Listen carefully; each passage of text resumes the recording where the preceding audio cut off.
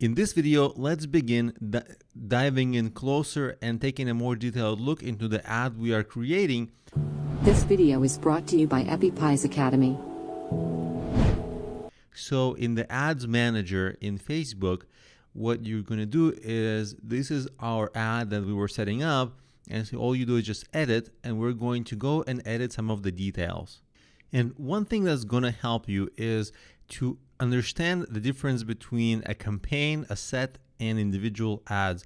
We've gone over this, but this is a really confusing part of running ads, and many first-time ad publishers get it confused and stay confused with it. One way to help us understand it is that we have one campaign, and campaign is our sort of like this grand initiative. You can think of it that way. And you can look at the hierarchy on the left. The conversion test, that's our campaign.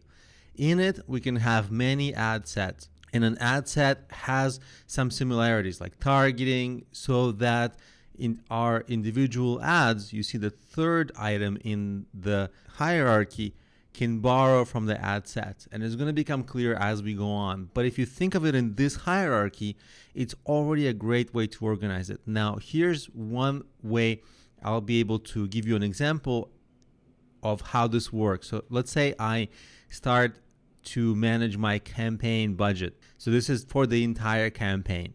Now, if I turn this on, it's going to say, you want to spend like $5 a day. Okay, fine. We're not focused on the $5 a day, but what we are focused on is this little text here, and I'm going to explain to you what it says. So by turning this on, you're combining the remaining budget of your active ad sets. So all the budget in your ad sets, what that means is if you have like 10 ad sets, right now I just have one in this test example, but let's say you have 10 or 20 or 30 ad sets and they have many ads running under them. Guess what? If you set your campaign budget to just $5 for the entire campaign, that's the spending across all the ad sets. So the $5 would go to everything under what's called conversion test, and it will get spread throughout the ad sets. You see how just by controlling one part of the hierarchy, we're able to control parts of the hierarchy down lower. So just keep thinking of this hierarchy this way, and before you know it, this terminology, campaign, sets, individual ads, it's going to become second nature to you, and you're just going to go like, oh, I get it. Yeah, it's going to make sense. And after that, a lot of these details will become immediately less confusing. Before you get this right, it's really confusing.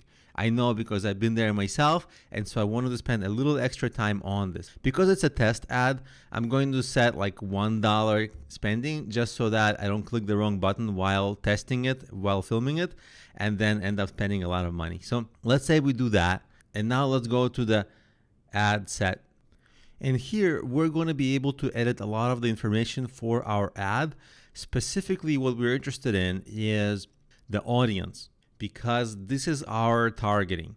So recall that the example we are using is promoting like business education products, entrepreneurship education products. So who would be good for this? This is where we pick the audience. And what we want to do is we actually want to be specific about it, because look on the right side.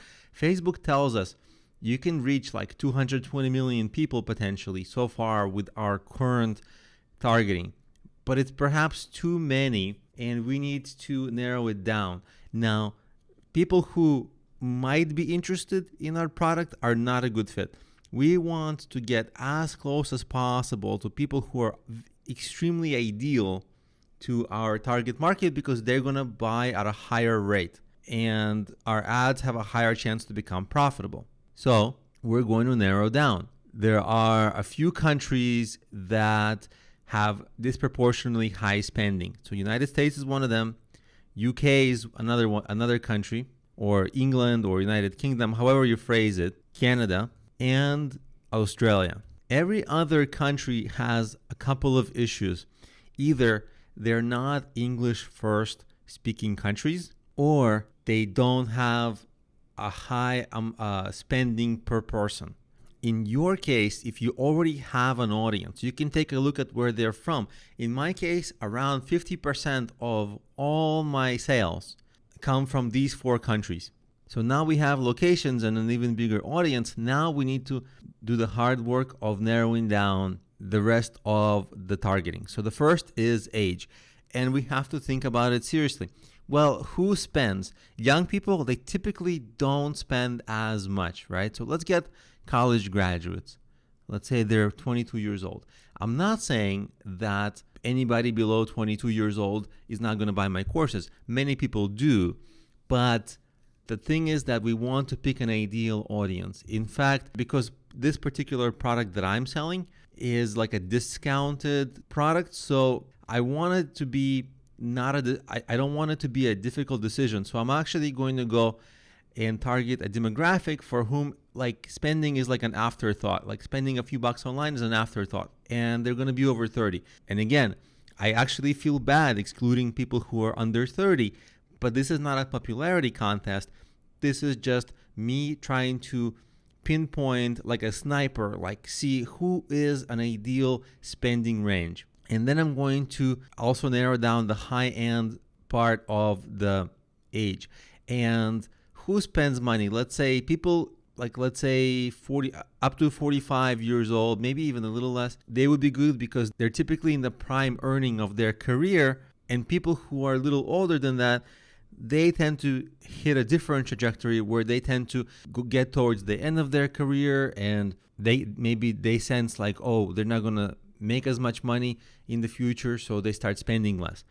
But this can also go either way because they need cheaper education, and maybe what I'm selling is perfect for them. In my case, let's exclude them because, again, it may be safer to exclude some group as long as we are targeting a group that is still perfect for us. Now, I also know that, of course, I want all men and women to get my content, of course, but I know that by looking at my previous sales, I know that it appears more to men. So I'm going to actually just click on only men. Sorry, women, I appreciate my female customers and I want them to become customers. But in this case, I just know that my buying demographic is more the male demographic. Now, the language is English. That's perfect. And now let's get into actual targeting. So what we've gotten before are demographics that we can measure with a lot of accuracy.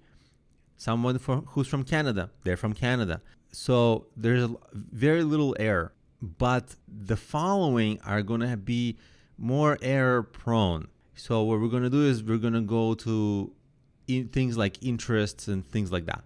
So we've already chosen people who are interested in entrepreneurship. So let's take a few additional suggestions that they have. Business owners, maybe. Owner and CEO. Maybe when somebody calls them CEO, that's a little deceiving because CEO is a title that tends to be reserved for managers who manage companies that are of certain size. But sometimes people call themselves CEO of their company of one. What we're after is new entrepreneurs. So small business owners, this is what we need. And small business interest, this is what we need. Founder, this is what we need. Because the founder needs this self-employed, because these people need these kinds of educational products that I'm selling here.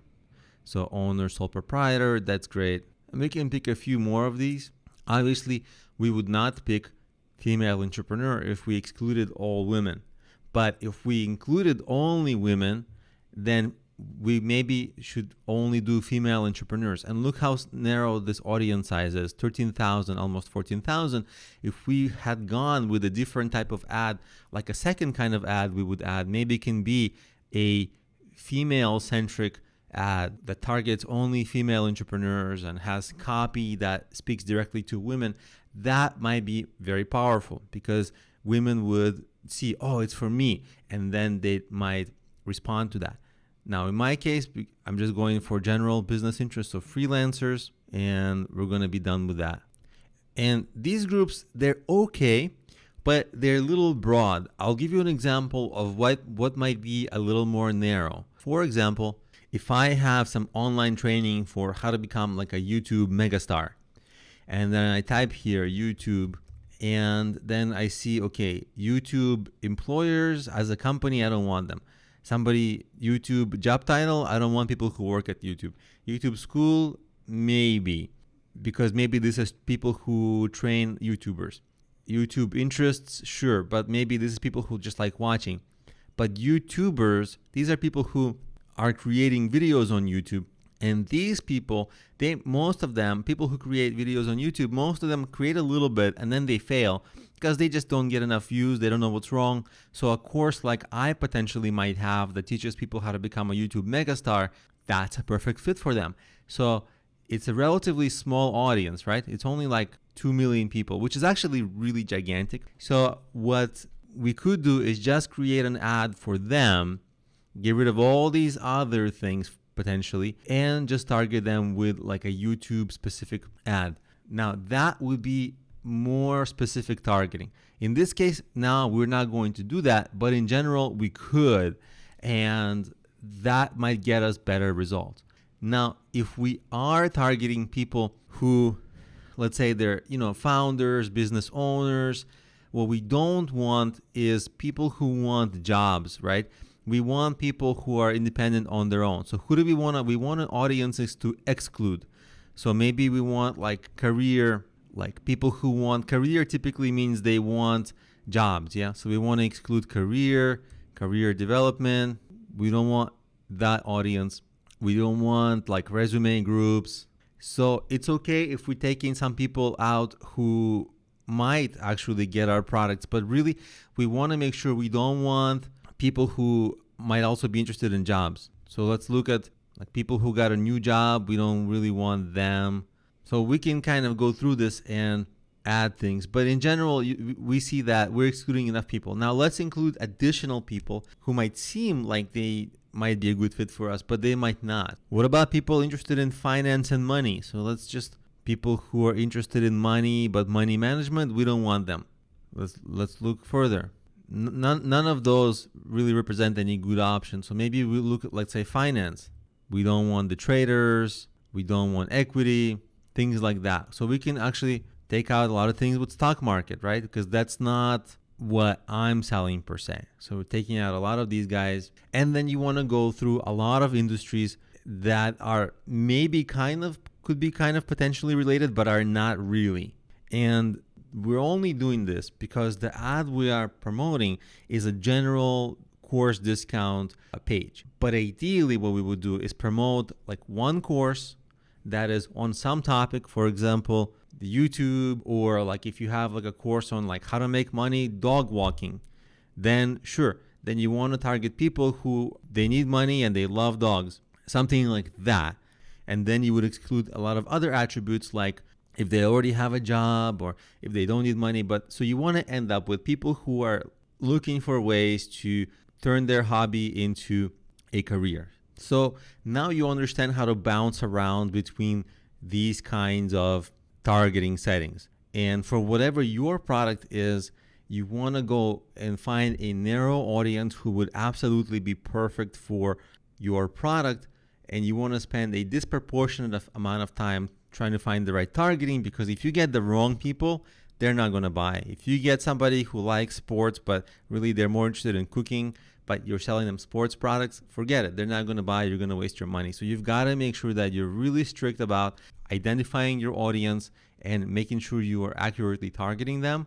And then you can move on, because this is one of the most important parts of setting up your ad.